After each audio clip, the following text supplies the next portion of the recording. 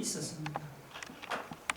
그 사람은 집에서 나와 무덤 사이에서 지내던 비참한 사람이었습니다. 복음이 들어가기 전에는 사탄 마귀에 사로잡혀서 비참하게 살던 사람이었습니다. 누가복음 9장을 보면 베드로와 요한과 야고보가 변화산에서 하늘의 영광을 체험할 때 예수님이 안 계시던 산 밑에는 귀신 들리고 간질에 걸린 아이가 입에 막 거품을 흘리면서 발작을 하고 있었지만 누구 하나 나서서 고치지를 못했습니다. 예수님이 안 계시는 세상, 복음이 들어가지 않는 세상 모습이 이렇게도 비참하고 끔찍했습니다. 이런 현상은 오늘 본문의 70명의 제자들이 복음을 전하기 전에도 마찬가지였습니다. 70명의 제자들이 나가서 복음을 전하기 전에는 사탄 마귀가 사람들 사이에서 크게 세력을 떨치고 있었습니다. 그때는 사람들이 사탄의 세력에 매여서 사탄의 종노릇을 하면서 살아갔습니다. 그때는 사람들이 귀신에 사로잡혀서 하루하루를 비참하게 그렇게 살아갔습니다. 그런데 70명의 제자들이 나가서 복음을 전하자 놀라운 일이 일어났습니다. 17절 보세요. 70명이 기뻐하며 돌아와 이르되 주여, 주의 이름이면 귀신들도 우리에게 항복하리이다. 주여, 주의 이름이면 귀신들도 우리에게 항복하리이다. 70명의 제자들이 주님의 이름으로 복음을 전하자 귀신들도 떨면서 항복하는 이런 놀라운 일이 일어났습니다.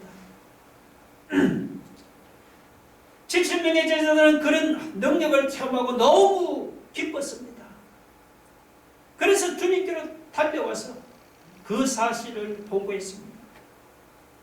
18절 보면 예수께서 이르시되 사탄이 하늘로부터 번개같이 떨어지는 것을 보았노라. 주님은 70명의 제자들에게 사탄이 하늘로부터 번개같이 떨어지는 것을 내가 보았노라고 그렇게 대답을 했어요. 여기서 사탄이 하늘로부터 떨어진다, 이 말은 비유적인 표현이죠. 사탄이 세력을 잃고 패배한다 그런 뜻입니다. 70명의 제자들이 복음을 전하기 전에는 사탄이 세상에서 크게 세력을 떨치고 있었는데 그들이 나가서 하나님의 복음을 전하자 그렇게 세력을 떨치던 사탄이 그냥 번개같이 갑자기 세력을 잃고 패배해서 땅에 떨어지는 이런 일들이 일어났습니다. 놀라운 복음의 능력이 아닙니까? 사탄이 아무리 강한 놈이라도 이 복음 앞에서는 세력을 잃고 힘을 잃게 되어 있습니다. 앞에 거기 거라사 지방에 살던 귀신 들린 사람을 보세요. 예수님께서 그 마을에 들어가시기 전에는 아무도 그 사람을 통제하지를 못했습니다. 그런데 예수님이 찾아가시자 귀신이 즉시 그 사람에게서 떠나갔습니다. 복음이 들어가자 귀신 들려서 고래고래 소리를 지르면서 날뛰던 사람이 정신이 온전해져서 예수님의 발치에 조용히 앉아서 말씀을 듣는 사람으로 변화되었습니다. 예수님이 없는 동안에 산 밑에는 귀신 들린 아이가 입에 거품을 흘리면서 땅에 고꾸라져서 발작을 하고 있었지만 제자들이 고치지를 못해서 쩔쩔매고 있었습니다. 그러다가 예수님이 찾아가시자 어떤 일이 일어났습니까? 예수님이 찾아가시자 땅에 거꾸러져서 발작을 하고 입에 거품을 흘리던 어린아이가 즉시 고침을 받았지 않습니까? 할렐루야. 예수님의 표현을 빌리면은 복음이 선포되는 그 순간에 사탄이 그즉시 하늘에서 번개같이 떨어졌습니다. 복음 앞에서는 사탄이 더 이상 견디지를 못합니다. 복음이 들어가면은 사람을 못살게 굴던 귀신이 쫓겨납니다. 복음이 전파되는 곳에는 귀신이 항복하고 질병이 치료되는 놀라운 역사가 일어납니다. 우리가 전하는 이 복음에는 이런 놀라운 능력이 있습니다. 굳이 여러분 다른 예를 들 것이 아니죠. 우리가 구원받기 전을 한번 생각해 보세요. 그때는 우리도 사탄 마귀에 사로잡혀서 살지를 않았습니까? 그때는 세상 것들을 즐겨 보았지만 마음에 참된 기쁨도 없었고 참된 평안도 없었습니다. 그때는 삶의 의미도 모르고 하나님도 모른 채로 그냥 세상 욕심이나 세상 재미에 빠져서 하루하루를 그렇게 비참하게 살아갔습니다. 그러다가 우리가 복음을 믿자 어떤 일이 일어났습니까? 복음을 믿자 나를 내리누르던 사탄 마귀의 세력이 즉시 힘을 잃어버렸습니다. 내 안에서 나를 괴롭히던 귀신의 세력이 즉시 떠나갔습니다.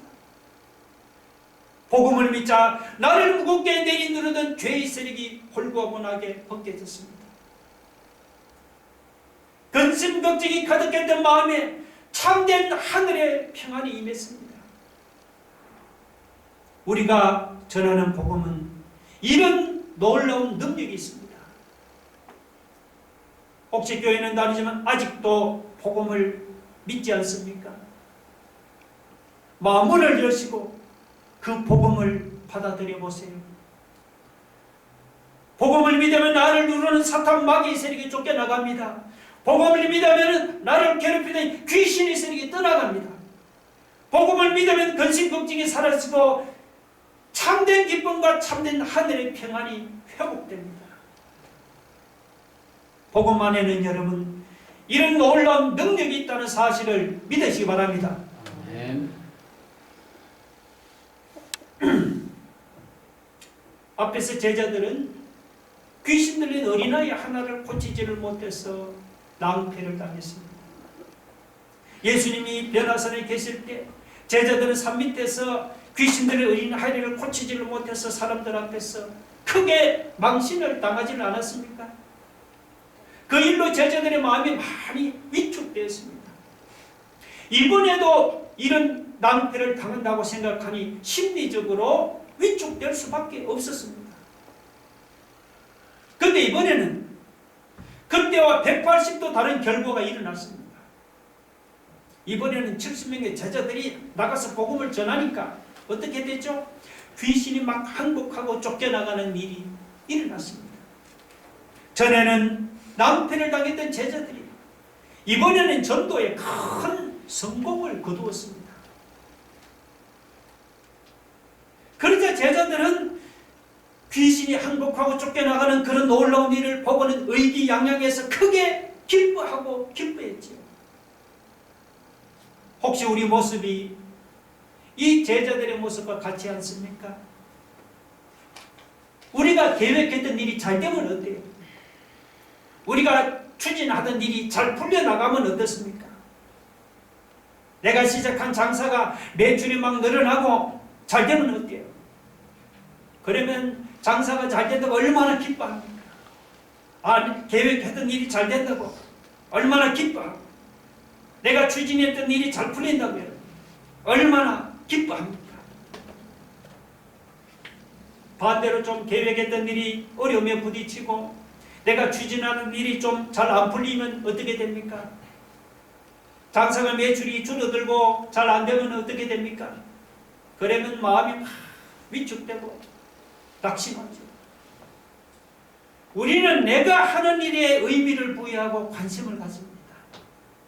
그래서 내가 하는 일이 막 잘 되거나 잘 풀리면은 막 기뻐하지만 반대로 내가 하는 일이 좀 안 되고 잘 안 풀리면은 낙심합니다. 근데 오늘 본문 보면 예수님은 우리와 전혀 다릅니다.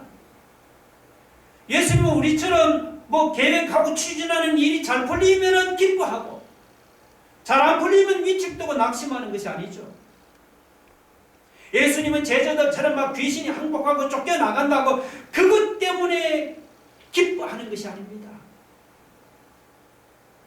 예수님은 제자들처럼 어떤 눈에 보이는 무슨 큰 성과를 거두었다고 기뻐하는 것이 아닙니다.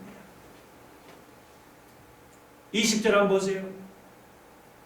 그러나 귀신들이 너희에게 항복하는 것으로 기뻐하지 말고 너희 이름이 하늘에 기록된 것으로 기뻐하라고 했습니다.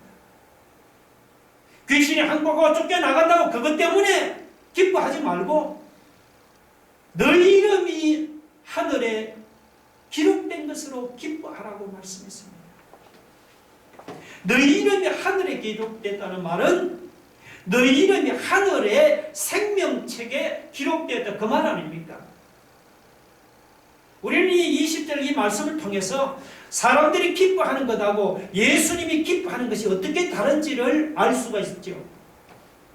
사람들은 어떻게 합니까? 제자들처럼 자기가 전도할 때 막 귀신이 항복하고 쫓겨나가면은 그런 일들 때문에 기뻐하죠. 자기가 하는 일이 내가 하는 일이 잘 되거나 내가 어떤 큰 일을 해내면은 어떻게 합니까? 사람들 앞에서 보라! 내가 이렇게 큰 일을 하지 않았느냐면서 그것 때문에 기뻐하지 않습니까? 그런데 예수님은 우리와 다릅니다. 예수님은 막 제자들처럼 이렇게 귀신이 항복하고 쫓겨나간다고 그런 어떤 일들 때문에 기뻐하지는 않습니다. 우리가 하는 일이 잘 되고 우리가 무슨 큰 일을 해냈다고 그것 때문에 주님이 기뻐하는 것도 아니죠. 주님은 우리가 세상에서 무슨 큰 일을 하는 것보다 그것보다 우리가 주님을 믿고 우리의 이름이 하늘의 생명책에 기록된 것을 주님이 기뻐하십니다. 마태복음 저기저기 한번 읽어볼까요? 7장 22절 같이 시작. 그날에 많은 사람이 나더러 이르되 주여 주여 우리가 주의 이름으로 선지자 노릇하며 주의 이름으로 귀신을 쫓아내며 주의 이름으로 많은 권능을 행하지 아니하였나이까. 우리는 주의 이름으로 선지자 노릇하고 주의 이름으로 귀신을 쫓아내고 주의 이름으로 많은 권능을 행하는 이런 것을 우리는 대단한 일이라고 생각하고 주님 앞에 내놓습니다. 그런데 주님은 어떻습니까? 그 밑에 23절 보세요. 읽어봅시다. 시작. 그때 내가 그들에게 밝히 말하되 내가 너희를 도무지 알지 못하니 불법을 행하는 자들아 내게서 떠나가라 했습니다. 주님은 우리가 주님의 이름으로 선지자 노릇하고 귀신을 쫓아내고 권능을 행하는 자를 내가 알지 못하니 내게서 떠나가라고 했습니다. 주님은 우리가 무슨 어떤 큰 일을 했다고 대단하다고 생각하지 않습니다. 여러분, 우리는 무엇 때문에 기뻐합니까, 여러분? 제자들처럼 이렇게 기뻐합니까? 내가 어떤 귀신을 쫓아내고 능력을 행하면 그것 때문에 기뻐합니까? 우리가 사람들 앞에서 무슨 큰 일을 하고 무슨 업적을 내면은 그것 때문에 기뻐합니까? 그러면 이제부터는 기뻐하는 이유를 바꾸도록 해야겠습니다. 주님은 귀신들이 너에게 항복하는 것으로 기뻐하지 말고 너희 이름이 하늘에 기록된 것으로 기뻐하라고 했습니다. 예수 믿는 신자는 무슨 큰 일을 하고 큰 업적을 이루었다고 그것 때문에 우리가 기뻐하는 것이 아닙니다. 비록 큰 일은 못해도 내가 예수 믿고 구원받아서 하나님의 자녀가 된 것을 기뻐합니다. 이것이 주님의 기쁨입니다. 비록 내가 큰 업적을 이루지는 못해도 내가 예수 믿고 하늘의 생명책에 내 이름이 기록되어서 천국에서 주님과 함께 영원히 살게 되었다는 그 사실을 기뻐하는 그런 삶이 되기를 주의 이름으로 축원합니다.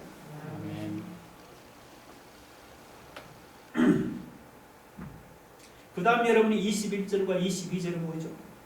70명의 제자들이 돌아와서 전하는 보고를 받고 예수님께서 기뻐하고 감사하는 그런 내용입니다. 자, 예수님이 제자들이 전하는 복음을 듣고 기뻐하고 감사하는 이유가 무엇입니까? 무엇 때문에 기뻐하고 감사했습니까? 자, 21절이 우리에게 그 이유를 잘 보여주고 있죠. 21절 보면 그때 예수께서 성령으로 기뻐하시며 이르시되 천지의 주제이신 아버지여, 이것을 지혜롭고 슬기 있는 자들에게 숨기시고 어린아이들에게는 나타내심을 감사하나이다. 올소이다. 이렇게 된 것이 아버지의 뜻이니 됐습니다. 자, 천지의 주제이신 아버지여, 이것을 지혜롭고, 여기 이것이 무엇일까요? 이것을 냈습니다. 여기 이것은 다름 아니고 70명의 제자들이 나가서 전한 그 하나님의 복음을 가르칩니다. 그러니까 70명의 제자들이 전한 하나님의 복음을, 그 복음을 하나님께서 지혜롭고 슬기는 자들에게는 그걸 숨기시고 어린아이들에게는 그 복음을 나타내는 것을 감사했습니다. 하나님께서요, 지혜롭고 슬기는 자들에게는 왜 그러면 복음을 숨기시고 어린아이에게는 왜 복음을 나타냈습니까? 자, 그 이유를 알려면은 여기 지혜롭고 슬기 있는 자들과 어린아이들이 누군지를 우리가 잘 알아야 합니다. 여기 지혜롭고 슬기 있는 자들은 예수님이 보시기에 지혜롭고 슬기 있는 자들이 아니죠. 이들은 누구냐 하니까 자기들 스스로 자칭 우리는 지혜롭고 자칭 슬기 있다고 자랑하는 그런 교만한 자들을 가르치는 거예요. 어린아이들도 그냥 어린아이가 아니죠. 이 어린아이들같이 그렇게 겸손하게 하나님만 전적으로 믿고 의지하는 그런 자들을 가르치는 말이에요. 실제로 70명의 제자들이 나가서 복음을 전할 때 이런 일들이 일어났습니다.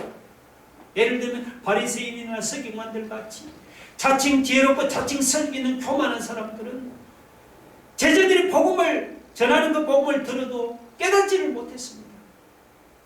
왜 그런 일이 일어났습니까?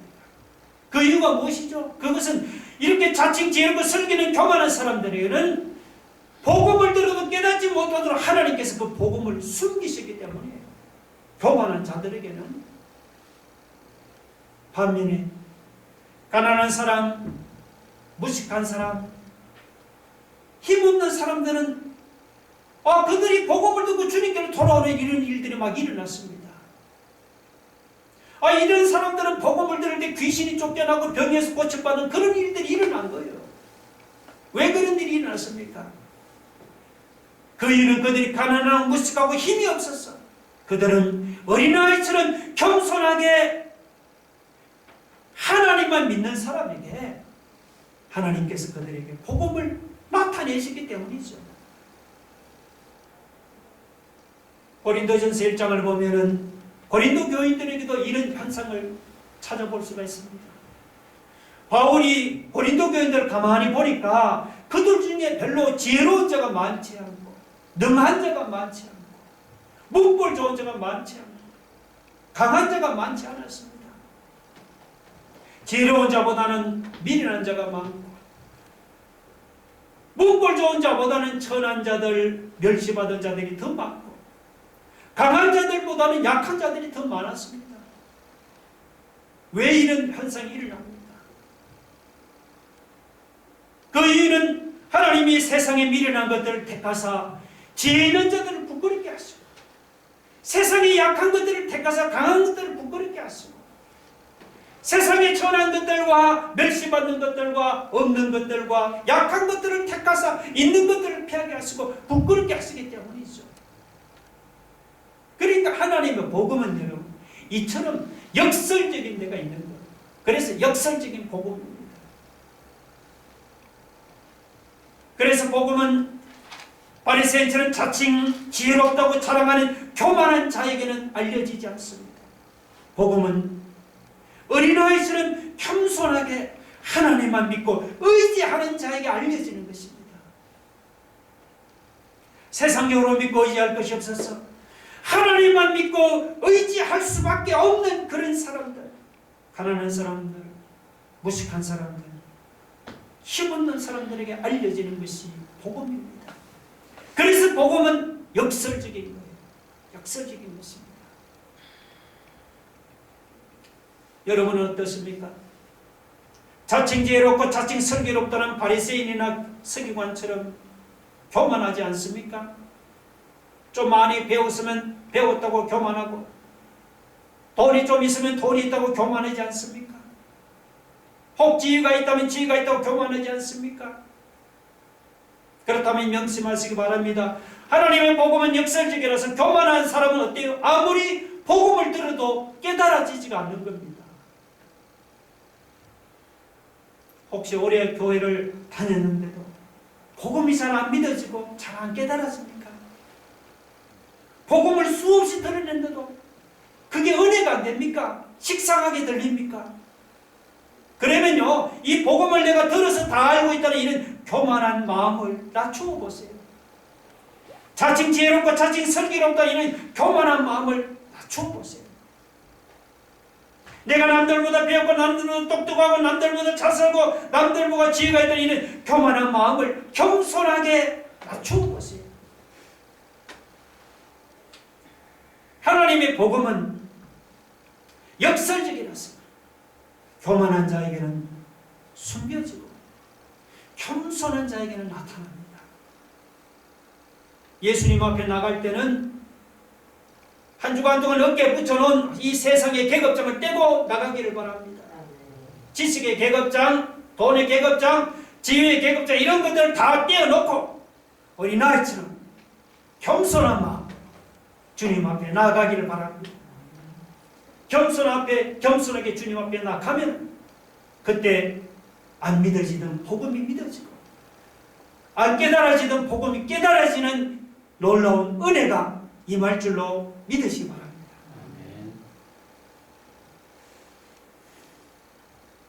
자, 70명의 제자들이 전한 보고를 듣고 기뻐하고 감사하던 예수님께서 제자들을 돌아보시면서 조용하게 뭐라고 말씀했습니까? 23절 보세요. 뭐라고 말씀했죠? 너희가 보는 것을 보는 눈은 뭐라고요? 복이 있도다. 너희가 보는 것을 보는 눈은 복이 있도다. 여기 보세요. 너희가 보는 것이 뭔 줄 아세요? 너희가 보는 것은 제자들 앞에 지금 서 계신 예수님을 가르칩니다. 예수님의 말씀은 그러니까 70명의 제자들이 예수님을 보는 것이 그것이 복 중에 복이라는 그런 말씀이에요. 제자들이 예수님을 보는 것이 어째서 그것이 복 중에 복입니까? 예수님 말씀을 자세하게 풀이하면 여러분 이런 뜻이에요. 구약 성경에도 예수님께서 이 세상에 오신다는 것이 여러 번 예언되어 있습니다. 그렇다고 예수님께서 여러 번 이 세상에 오신 것이 아니죠. 예수님께서 만약에 여러 번 이 세상에 오셨다면 어떨까요? 그것도 예루살렘에만 오신 것이 아니고 유럽에도 오시고 미국에도 오시고 그리고 우리나라에도 오셨다면 어떨까요? 그러면은 예수님을 만나는 것이 그렇게 큰 축복이 아닐 것입니다. 언제 어디서나 자주자주 예수님을 만날 수 있다면 말이죠. 그런 예수님을 만나는 것이 뭐가 그리 대단한 축복이겠어요? 그렇지 않습니까? 근데 여러분, 예수님께서 이 세상에 오신 것은 여러 번 있었던 사건이 아니잖아요. 이것은 인류의 역사를 통틀어서 딱 한 번만 있었던 유일한 사건 아닙니까? 그렇죠? 그것도 우리 인류 역사 수천 수만 년 되는 인류의 긴 역사 중에 예수님께서 이 세상에 있었던 기간은 딱 33년뿐이잖아요. 33년뿐이었습니다. 그렇게 짧은 기간을 가신 그 하나님의 아들 예수님을 만난다는 것은 이거는 분명히 뭐죠? 복 중에 복 아닙니까? 그렇죠? 물론 예수님께서 이 세상에 오시기 전에도 구약시대 많은 선지자들과 많은 임금들이 하나님의 아들 예수님 만나기를 간절하게 바라고 소망했잖아요. 그런데도 그들은 마음으로는 예수님을 만났지만 육안으로 예수님을 만나보지를 못했습니다. 24절에 그렇게 말씀하죠. 내가 너희에게 말하노니 많은 선지자와 많은 임금이 너희가 보는 바 바로 너희 앞에는 나를 보고자 하였으되 보지 못하였으되 너희에게 듣는 바를 듣고자 하였으되 듣지 못하였느니라. 맞는 말씀이죠. 그런데 제자들은 어때요? 제자들은 구약의 선지자들과 임금들이 그렇게 만나기를 소원했던 그 예수님을 직접 만나는 영광을 누렸죠. 적절한 답이 떠오르지 않네요. 어디서 나온 겁니까? 잠에서 깼습니까? 선지자들이 그렇게 만나고 싶어도 만날 수 없었던 예수님,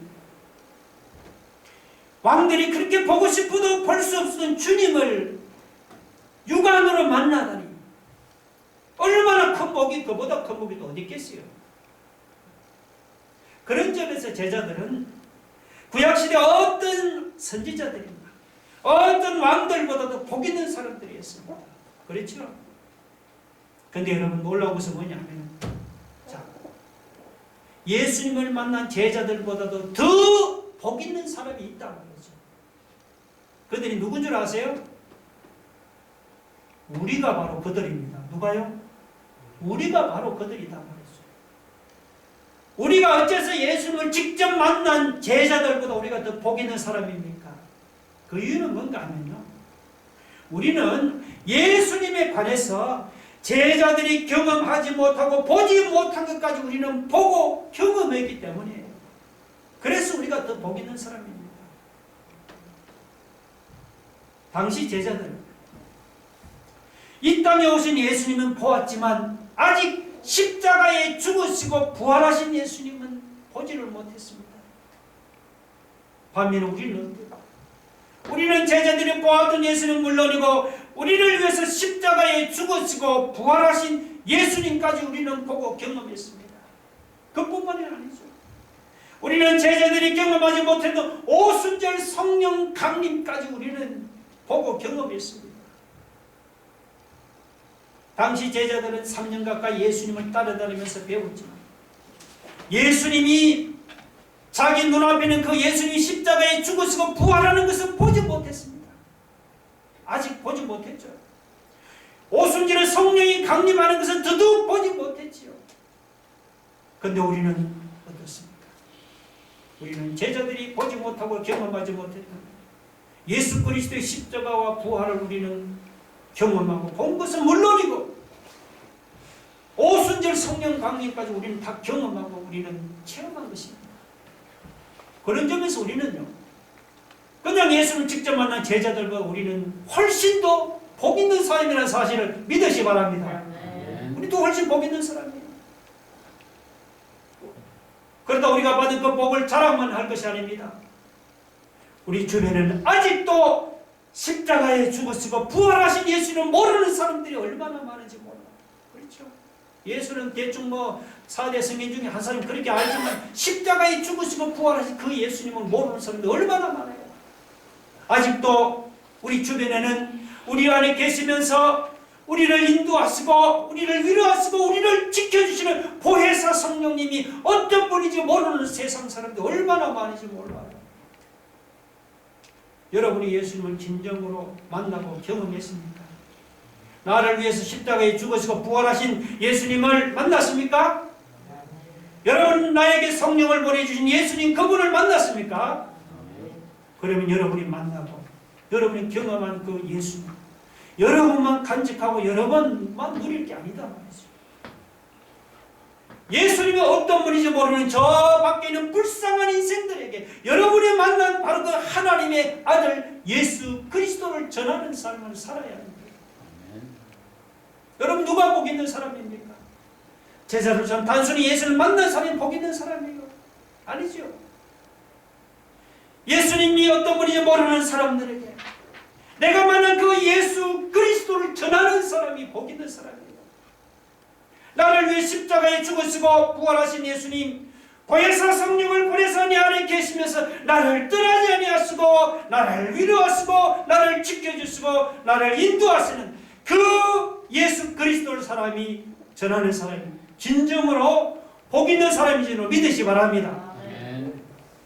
우리 함께 기도하겠습니다. 여러분, 누가 복 있는 사람입니까? 십자가에 죽으시고 부활하신 예수, 보혜사 성령을 보내사 내 안에 계시면서 나를 위로하시는 그분을 만난 사람이 복 있는 사람입니다. 그런 점에서 우리는 주님을 만난 이 제자들보다 우리는 더 복 있는 사람이죠. 내가 만난 이 예수 그리스도, 나만 누릴 게 아니라 예수를 모르는 저 불쌍한 인생, 내가 만난 이 예수 그리스도를 전하는 삶을 살기를 원합니다. 여러분, 이 복음은 역설적이에요. 교만한 자에게는 숨겨지고 소한 자에게 나타나지요. 우리 주님 앞에 나올 때 세상 계급들은 다 깨어나고 어린아이처럼 겸손한 마음, 그러면 안 믿어지는 복음이 믿어지고 안 깨달아지는 복음이 깨달아지는 겸손한 마음. 우리가 주님 앞에 나올 때 제자들처럼 나를 통해 무슨 귀신이 쫓겨나가고 내가 무슨 큰 일을 하고 큰 업적을 이루었다고 기뻐할 것이 아니고, 내가 예수 믿고 구원받아 하나님의 자녀다, 하늘의 생명책에 내 이름이 기록되어 있어 천국에서 주님과 함께 영원히 살게 된 이 사실에 대해서 기뻐하고 감사하는 그런 자가 되게 하옵소서. 한번 다 같이 한번 통성을 기도하겠습니다. 할렐루야. 하나님 감사합니다. 하나님 감사합니다. 우리는 남들이 모르는 예수님을 압니다. 십자가에 나를 위해 죽으시고 부활하신 나에게 보혜사 성령을 보내서 내 안에 계시면서 나를 위로하시고 지켜주시는 그분을 만났기 때문에 우리는 진정으로 복 있는 사람입니다. 주여, 내가 만난 이 복된 예수 그리스도 나만 누릴 것이 아니라 아직도 이 세상에는 내가 만난 예수 그리스도 모르는 불쌍한 인생을 얼마나 많은지, 주여, 그분을 전하는 삶을 살기를 아버지 하나님, 복음은 역설적이라서 교만한 자에게 숨겨지고 겸손한 자에게 나타나는 이것이 하나님의 뜻이라고 했습니다. 우리가 주님 앞에 나올 때는 세상의 계급들은 다 깨는 겸손한 마음으로 주님 앞에 나와서 안 믿어지는 복음이 믿어지고 안 깨달아지는 복음이 깨달아지는 은혜가 우리에게 넘치게 주옵소서. 우리가 주님 앞에 무슨 큰 일을 하고 큰 업적을 이루어 기뻐할 것이 아니고 우리가 예수 그리스도의 기쁨을 가지고 주님은 우리가 예수님을 믿고 구원받아 우리의 이름이 하늘의 생명책에 기록된 것을 기뻐하고 주님의 이름 기쁨을 우리가 회복하고 우리가 무슨 일을 하게